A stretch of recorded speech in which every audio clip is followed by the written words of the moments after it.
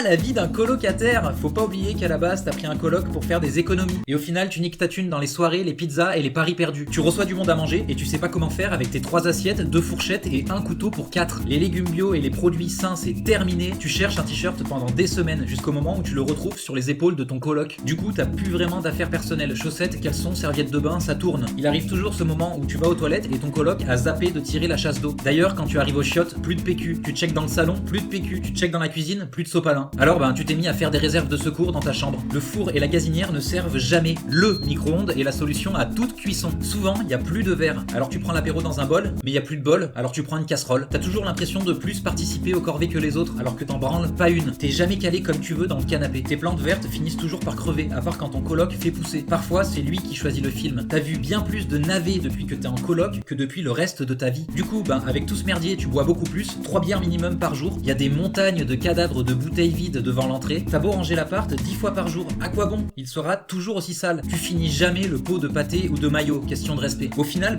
ça finit par moisir dans le fond du frigo ou dans le lavabo. Des fois, tu veux juste être seul. Il veut juste inviter 15 potes. Les poubelles sont sorties une fois par mois, la cuisine a l'odeur d'une chaussette. Dès qu'il y en a un qui fait la vaisselle, l'autre se sent coupable. Il y a des moments où tu veux pas partager. T'es pas radin, tu veux juste pas partager. Ton coloc est en retard sur son loyer et te propose de jouer au poker ou de sortir en boîte. D'ailleurs, tu l'as déjà accusé pour quelque chose dont tu étais responsable. La déco et l'organisation, ça change tous les mois ou au contraire, ça bouge pas pendant des années. T'as les voisins ou les flics à ta porte toutes les 2 semaines. T'as une seule voisine abordable. Tu sais à quelle heure elle part et rentre du boulot. Tu sais même à quelle heure elle sort son chien. T'es supporter de Paris et ton coloc putain con il est marseillais. Et vous avez aussi tenté les animaux de compagnie. Bilan, 3 hamsters morts en 3 semaines. Le premier est mort d'ivresse, le deuxième arrêt cardiaque et le troisième flotte dans le seau à lavage. Tu dois supporter sa famille quand ils viennent manger. Et inversement, tu te sens mal d'avoir infligé tes parents le dimanche midi en lendemain de soirée. Au début vous aviez un clic-clac. Il a pas résisté, du coup maintenant dans le salon il y a un lit. Bizarrement quand elle rentre avec un mec, t'es jaloux. Un jour tu apprends qu'il essaye de se taper ta meuf. Finalement tu apprends qu'il n'a pas fait que essayer. Avec une fille, tu coloques pas, tu copules. Tu mets rarement des trucs de côté, de toute façon il finira toujours par les dégommer pendant que t'es au taf. Les engueulades finissent toujours en beuverie, d'ailleurs tout finit toujours en beuverie. 6 mois plus tard, rien n'a changé, à part que tu supportes encore moins ton pote. Et puis des fois tu sais ce qui t'attend à l'appart et t'as même pas envie de rentrer chez toi. Il y a différents types de colocs. Le bruyant, le bizarre, le voleur, le menteur, le puant.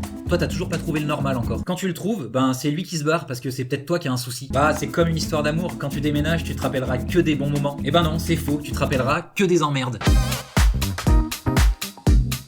Si tu aimes, lâche un gros pouce. Merci de m'avoir écouté, j'espère que je vous ai pas donné mal à la tête. Si la vidéo t'a plu, tu peux t'abonner à ma chaîne et mettre un pouce. Et bon courage à toi qui est en coloc, je pense à toi mon gars. C'était Team Debit. Et ciao.